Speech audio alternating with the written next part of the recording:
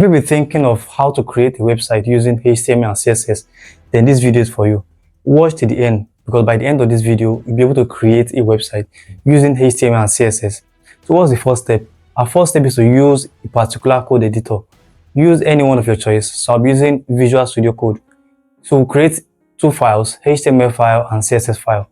So the first file I'll be creating is index.html. So you go to your code editor, then you create a file, name it as index.html, create a CSS file called style.css.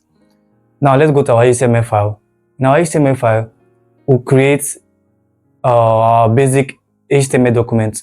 Just hold Shift 1, then press enter. You have your basic document, HTML document.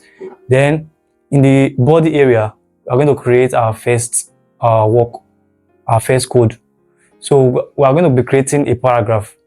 So create a paragraph. You can just write something like, this is my first paragraph. Then we want to style that paragraph using CSS. So you go to your CSS, which is style.css. Go there, then call on your paragraph, then style it, change the color to something like a red.